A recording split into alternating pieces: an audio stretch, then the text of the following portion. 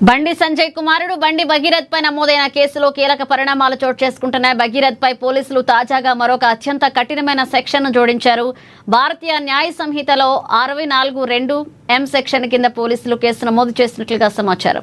ఇక బాలికపై పలుమార్లు అత్యాచారానికి పాల్పడినట్లుగా నిర్ధారణ కావడంతోనే పోలీసులు ఈ కొత్త సెక్షన్ను చేర్చినట్లుగా సమాచారం. ఈ కొత్త సెక్షన్ నమోదు కావడంతో ఇప్పుడు బండి భగీరథ్ కు జీవిత ఖైదు పడే అవకాశం ఉందని చర్చ జోరందుకుంది.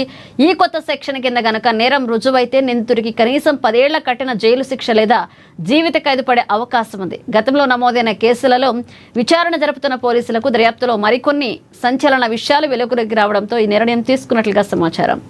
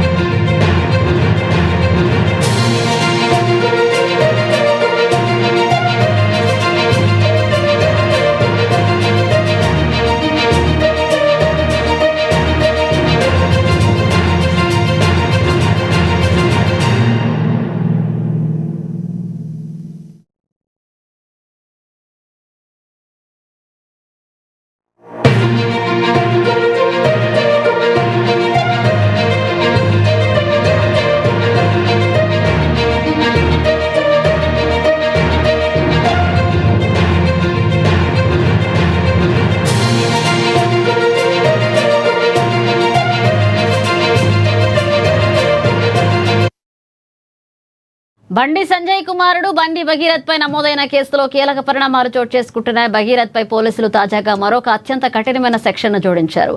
భారతీయ న్యాయ సంహితలోని 64(2) M సెక్షన్ కింద పోలీసులు కేసు నమోదు చేస్తున్నట్లుగా సమాచారం అందుతుంది.